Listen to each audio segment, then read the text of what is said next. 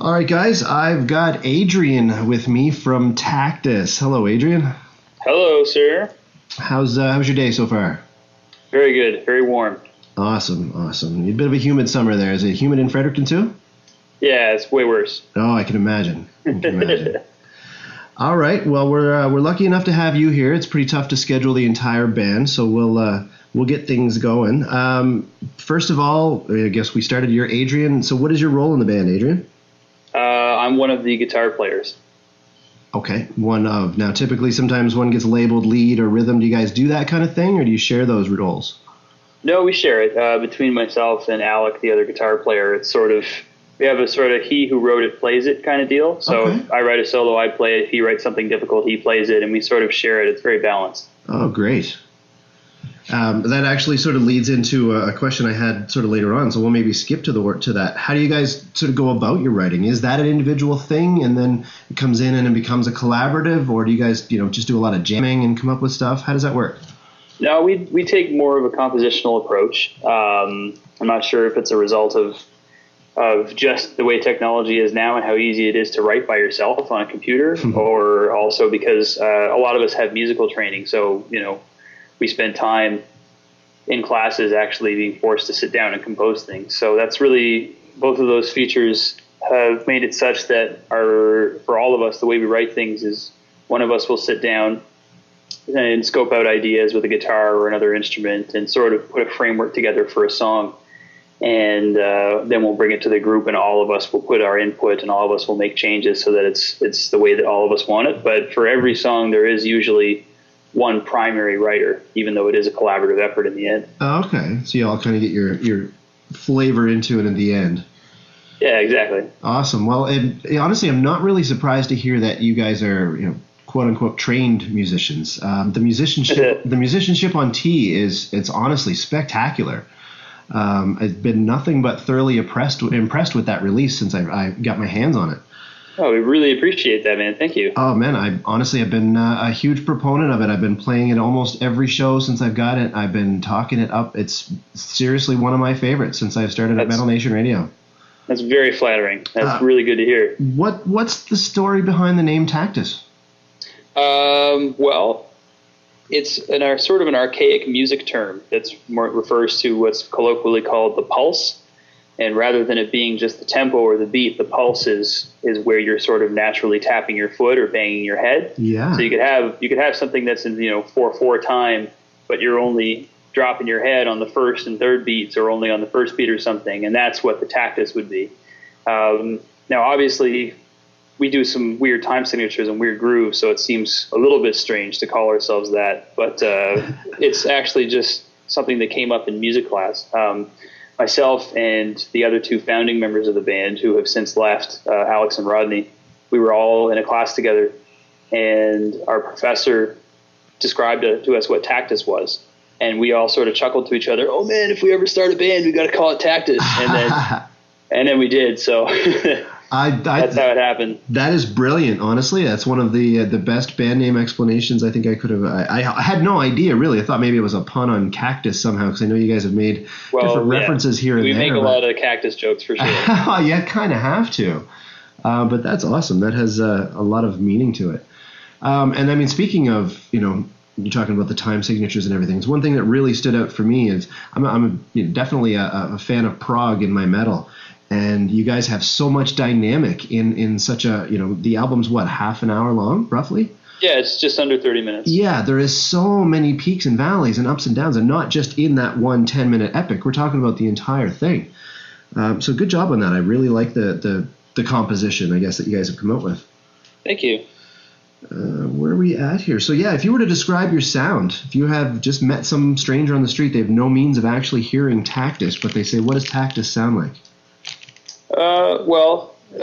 Like most progressive, pretentious musicians, I like to try and not classify myself. But awesome. If I had to, I'd say that obviously it's progressive metal, sort of with an infusion of jazz and an infusion of sort of a poppier kind of rock element as well, because we do try to go for some more accessible melodies, even though we do have a lot of more technical parts. Yeah. So I tell people, I tell people in the short, if they know absolutely nothing about music, I just say, oh, it's kind of like a jazzy metal kind of thing. Right. And then they sort of get it. Yeah, good one. And how, now I think I remember, was it 2,000 or 3,000 downloads you just released or reached? Sorry. It's the actual album has been downloaded 600 times, but it's had over 5,000 plays. Oh, that's okay. That was the 1,000 I was getting into. Okay. Yeah. Well, there's sort of my question. How is T doing since you put it out? Better than we expected. It's been received. It's been received very, very well. We're very, very, very happy about how it's been going because, it was sort of thrown together as kind of a patchwork over the last year. Okay. So there's a lot of inconsistencies in how we were able to produce it. So we were a little worried that it was just going to sound like, someone's garage demo. Oh, wow. And it's been received quite warmly, and we've been really excited about that. So it's doing better than we could have hoped, and we're just trying to keep the momentum going and ride the wave at the moment. It doesn't sound anything like a garage demo. That sounds immensely professional. I was actually going to ask you how you went about doing it because I noticed, I don't know if it was you or one of your bandmates had made a post recently about, maybe not recently, but just something to the effect of walking people through some home mixing and mastering on their software and everything. So did you guys, is this all self-done? Well, for the most part. I think what you were just referring to is something that I did a couple weeks ago. I was just tracking one of our little demos to show people sort of our process for how we track stuff. And then I mixed it and mastered it myself. My skills in that department are still, require some serious development. But how we actually did the record, I did all of the engineering for the strings. So the guitar and the bass was all tracked by us and recorded by me. Right. And then Rodney, who was the vocalist up until the EP release, he engineered all the vocals. Okay. And then the drums were all done. They were engineered by Alex, who was our drummer up until the EP.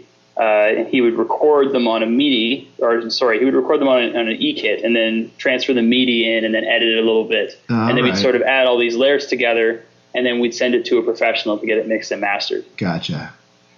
Sounds great. I'm listening to it almost daily. That makes me feel very happy inside. Now, when you guys released that, you also included the Guitar Pro tabs. That's right. What's that all about now? That's not something I've really seen too many people doing. And that's pretty much why we've done it, is particularly with this kind of music, and not to be boastful about it, but when you're playing things that are fast or when you're listening to things that are fast and you want to learn them, sometimes it's just too tough to pick it up by ear. Agreed. And I have this perpetual frustration with trying to learn some of my favorite songs from my favorite bands where, I'm okay at transcription, but when it's going too quick or there's too many layers, it just makes it impossible to break something down and learn how to play it. Yeah. And there are so few of my favorite bands that have accurate guitar tablature available. Right. One of the only ones being like Protest the Hero makes their own.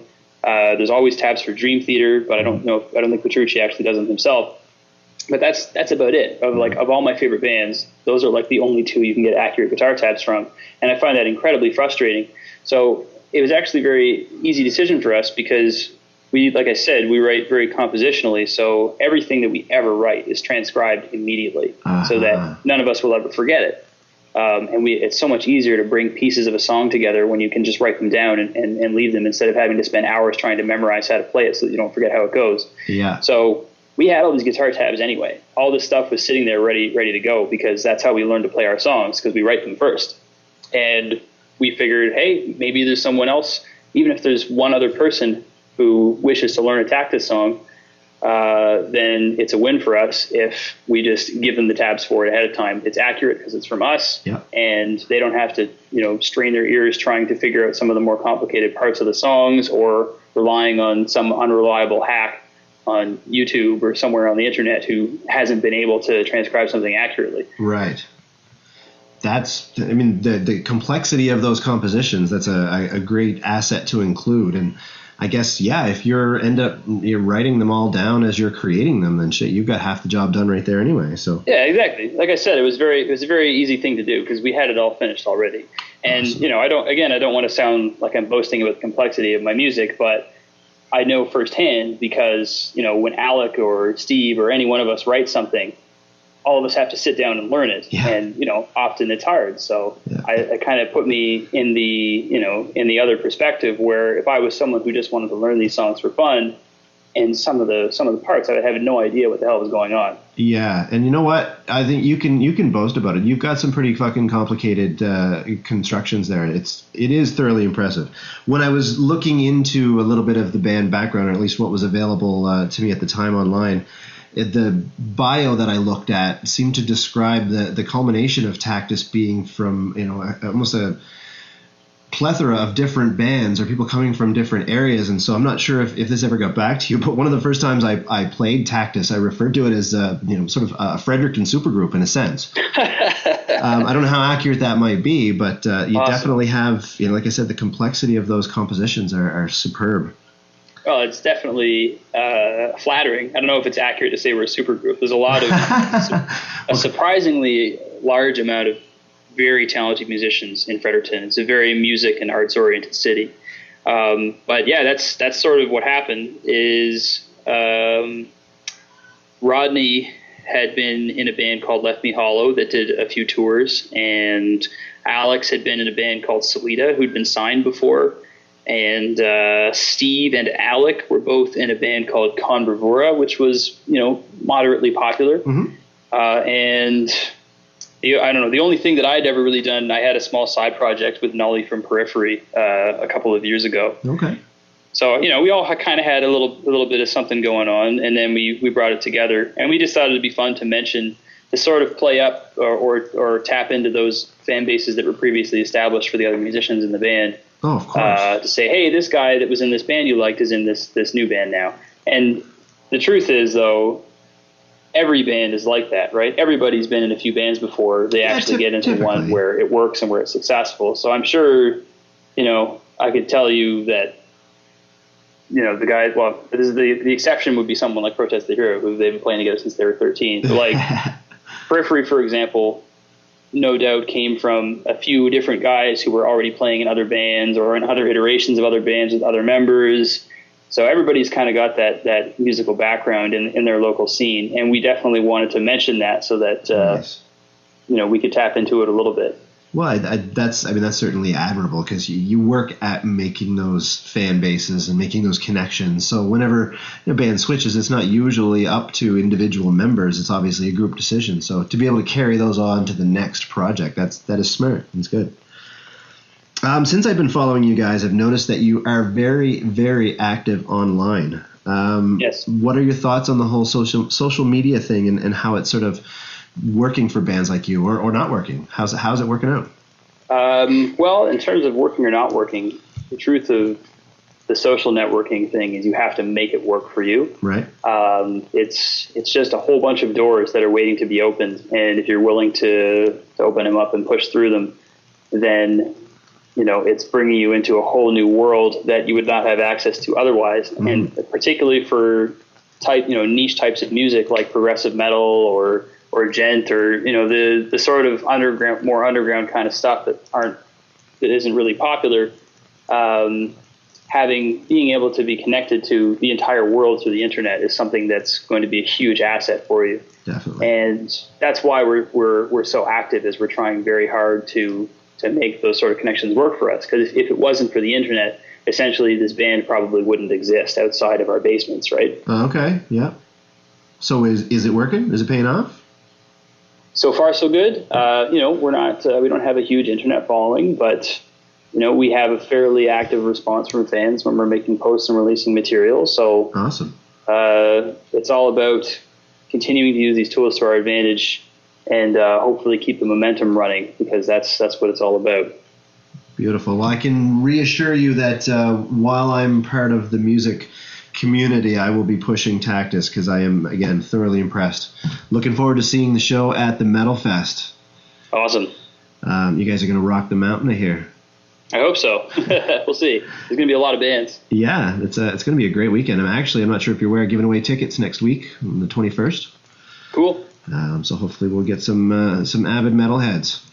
Mm-hmm. All right, Adrian, that was awesome. Do you have anything else you would like my Metal Nation Radio listeners to hear or to know about Tactus? Not necessarily. I mean, if any of them are curious about what's going on with us in the future, we will be releasing another new single later in the fall, and we'll be starting to record a full-length album shortly after that. Ooh, awesome. That was going to be one final question, was what's next, so that's good that you jumped on that. Thank you. Yep, that's what's next. Excellent. Well, we're gonna get going on the listening party, so thank you very much. Awesome. Thanks for having me, man. My pleasure. We'll talk again.